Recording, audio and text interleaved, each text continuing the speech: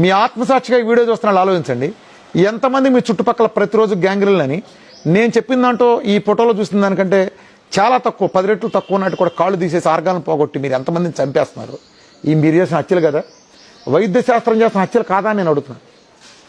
అసలు డయాబెటీస్, గుండె జబ్బులు లాంటివి కానీ వాళ్ళ క్యాన్సర్లు కానీ ఇప్పుడే ఎందుకు ఉన్నాయి? గతంలో ఇన్ని ఎక్కువ ఎందుకు లేవు? ఇంత పర్సంటేజ్ ఎందుకు లేదు? ఎందుకు పెరుగుతున్నాయి? వైద్యం పెరిగినప్పుడు తగ్గాలిగా, కానీ ఎందుకు పెరుగుతున్నాయి మీరు ఆలోచించగలరా? ఈ వైద్యం కారణంగానే పెరుగుతున్నాయి. ఫుడ్ ప్రతిదీ కల్తీనే. ఒక అబద్ధాల ప్రపంచంలో ఉన్నాం. మనం తినే ఉప్పు కల్తీ, చెత్త ఉప్పు తీసుకెళ్ళి కెమికల్ ఉప్పు తీసుకెళ్ళి మనం రుద్దుతా అంటే పొటాషియం సైనైడ్తో క్లీన్ చేసే సాల్ట్ 2% ఎంతో సైనైడ్ అవశేషాలు ఉన్నాయి. ఇవన్నీ లెక్కలు యూనివర్సిటీలు తెలిసిన లెక్కలు. నేను విత్ రిపోర్ట్తో సహా ఇవ్వటానికి ఉన్నా. మనం రెగ్యులర్గా తినే అయోడిన్ సాల్ట్లలో సైనైడ్ కలిసి ఉంది. ప్రపంచంలో ఉండే ఏ దేశంలో కూడా ఒక ఉప్పులో ఈ కెమికల్తో ఉపయోగించడం లేదు, పూర్తిగా నిషేధం.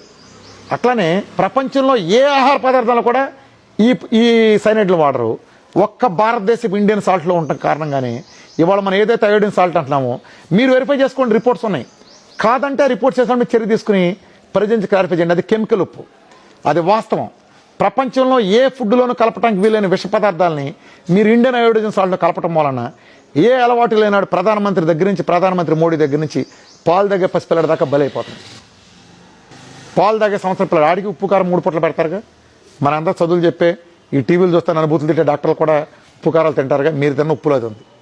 మీరు తిన్న తాగిన పాలు కల్తీ, మొత్తం కల్తీనే. ఎవడో చెప్పడో లెక్కేసుకోండి. పాల ప్రొడక్షన్ అంతా ఈ దేశంలో ఎన్ని లక్షల లీటర్లు అమ్ముతున్నారు, ఏ ఆడిట్లో ఎవడో బయట పెడుతున్నాడు.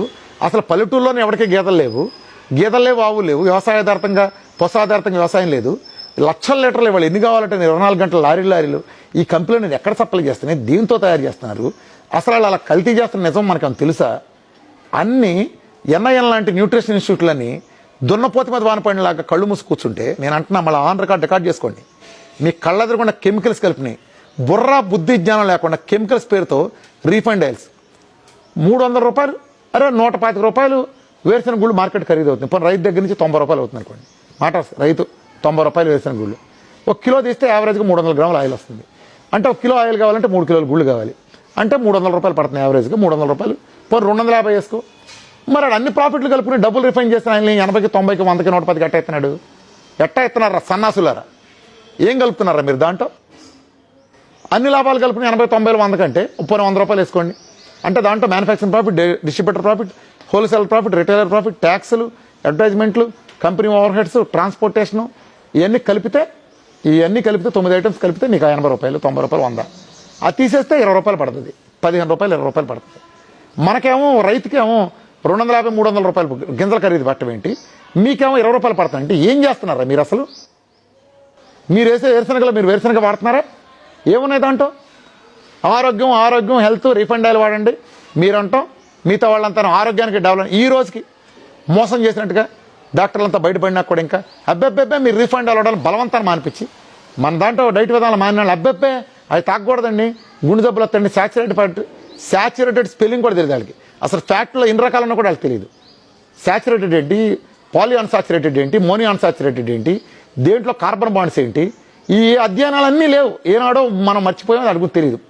నోరు చేసుకుని ఏది వస్తే అది వాగటమే. అరే 300 రూపాయలు గింజలే పడతాయంటే 20 రూపాయలు రా మెటీరియల్ కాస్ట్ ఎట్టా పడుతుందని బుద్ధి జ్ఞానం లేకుండా రీఫండ్ అది ఎవడ ప్రాణం తెస్తారా మీరు?